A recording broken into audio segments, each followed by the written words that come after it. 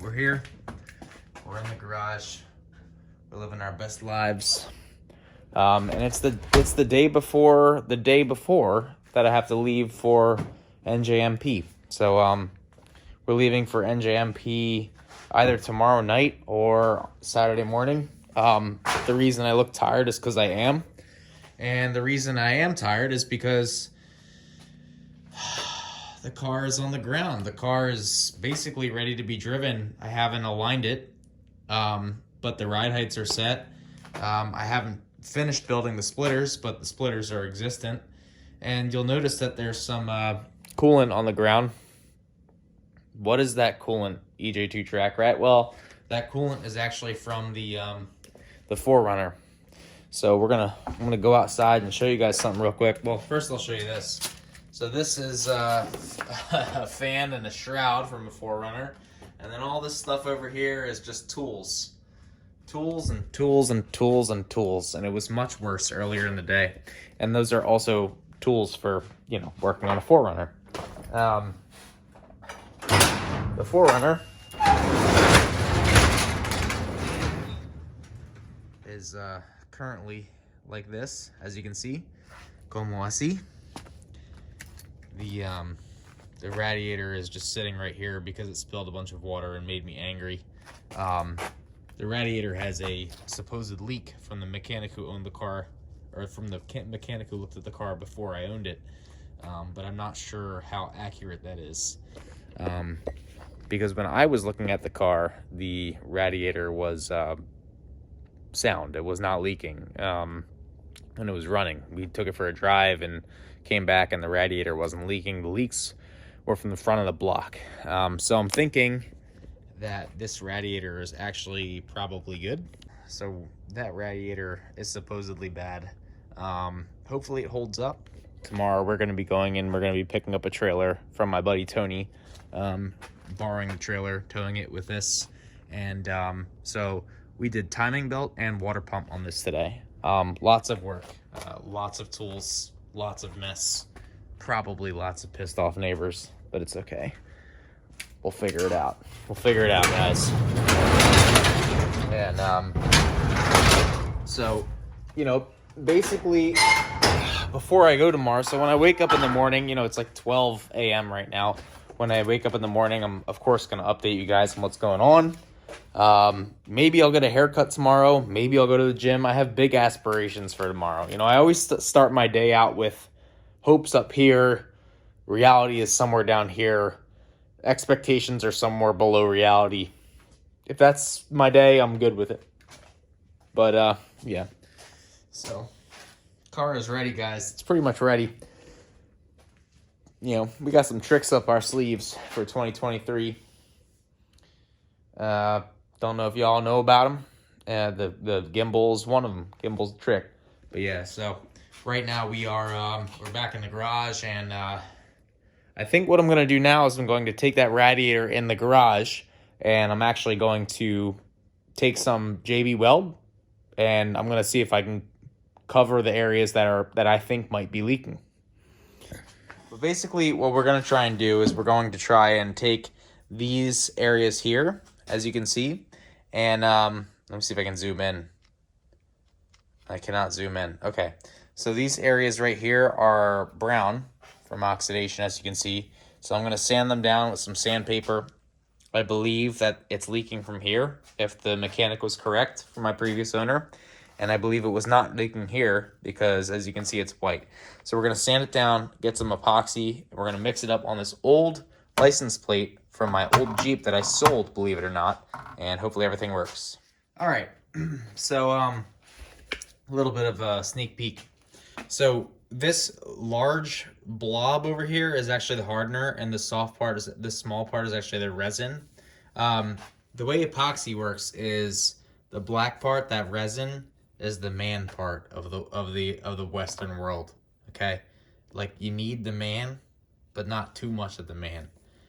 This white part, that's like the women part. Like, basically, like, the women run the world. So, like, basically, that white part, that's them. So you need the man part, but the woman part is bigger. Anyway, I'm done.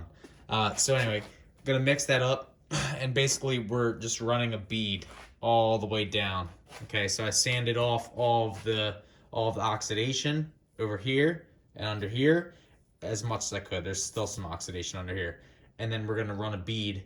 By the morning, because we're running more of the woman part, the hardener, hint, hint, we will have the solution dried, hopefully. If we ran equal parts, because this epoxy calls for equal parts, it would take, you know, maybe a day, these conditions, maybe a little bit more.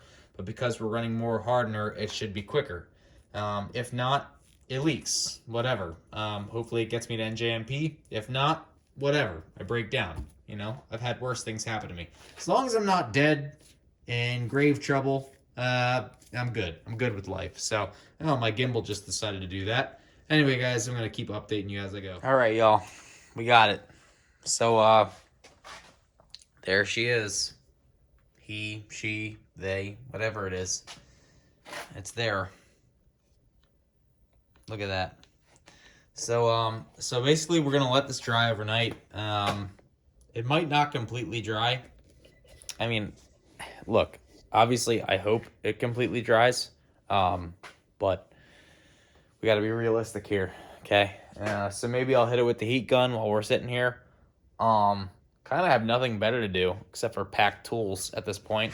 Definitely not going to have time to align the car. I wanted to align it, but I definitely will not have time to align it. So, yeah, I mean, it doesn't even have side skirts. So Brian over at PCI sent me over some side skirts. They will be here for Lime Rock, which is the next test day for this car before the first race. I think I'm going to take this to Watkins Glen. What do you guys think? You guys think I should go to Watkins Glen? Let me know. If you watch these videos, actually let me know if I should go to Watkins Glen. But I'm thinking of going to Watkins Glen. I need to test out this motor. This is a GSR. But I also need to test out the Hot Boy, the Type R. So I need to test out two motors.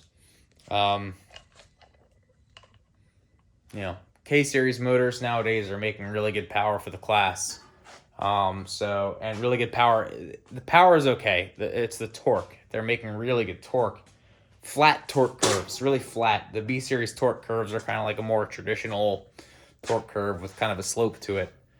The K-Series torque curves are almost like electric motors.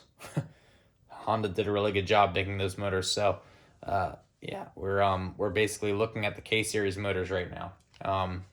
But the GSR, from a number standpoint, is doing very well, as you know, from a rules perspective at this point. So we basically have to decide at this point, you know, whether to run the GSR, whether to run the Type R. And in order to decide, we need to run both of them on the track. You know, it can't just be dyno BS. It has to be on the track. So that's kind of where we're. All right, what's up, y'all? So it's the morning now. It's running, I think. It seems to be okay. So as I mentioned, the radiator had a cracked end tank. Or I don't know if it had a cracked end tank, but the old mechanic said it was bad. So, you know, you guys saw how I basically patched it up with some epoxy work. Because I'm not sure that the radiator is going to leak, and I didn't want to mess with anything, I'm using distilled water. I had to buy distilled water for the race car anyway. So, you know, the race car is going to get bled. The BMW was put to work today. We got some tires swapped on the back of the car, so now we have tires for the rear of the car. Jackie and I talked about payment for her coaching for Saturday, so we got that squared away. And right now, I'm just bleeding this truck and hoping it holds together. So right now, we're just basically idling, and I hope that the thermostat opens at some point and everything works, but we'll see. I think it needs a new tensioner. It is a little bit whiny up top. I did not replace the tensioners. I didn't replace any of the pulleys for the serpentine belt. I didn't do anything with the serpentine belt. So we'll do the serpentine belt another time. But the timing belt was what I was worried about. I did pinch a cam sensor wire, and so I was worried that it would throw a check engine light for cam sensor. But, you know, so far, knock on metal, there's no check engine light so far. So we're just waiting to see if something breaks. And if not, that would be amazing, because it would be the first time I've ever done a water pump on a 4Runner. And I did it in a day before leaving for the track. So if it works, that would be pretty epic. If it doesn't work, I'll be very angry, and I kind of don't know what I'm going to do after that. So yeah, we're just kind of sitting here, and I guess update you guys if something goes wrong or if something doesn't go wrong, you know? All right, guys, so, you know, this is a war zone in here. It is currently 4:40 in the morning, and I loaded the car on the trailer last night at about 10:15 p.m. And yeah, I went to bed at around 10:40. I loaded it in the trailer in the rain, and then the clutch slave cylinder wasn't installed correctly, so it shot out fluid everywhere, and the cylinder came apart. I had to put it back together. I don't know if it's going to work, so I'm looking for a spare that I have somewhere, but it's a mess in here. And so we're working on that, and yeah, that's pretty much it. I just wish me luck, guys. Gonna keep pushing on. It's, you know, I got to be out of here by 6 at the latest, so. So I didn't really get a chance to film much after that, but I did want to update you guys and kind of close the video off. The 4Runner held together. The epoxy job seems to have worked on the radiator if there was ever a leak. The distilled water did not leak out so far. I've been daily driving the 4Runner. I returned the trailer to Tony. It towed with no issue. The Takancha brake controller that I put on it worked very well.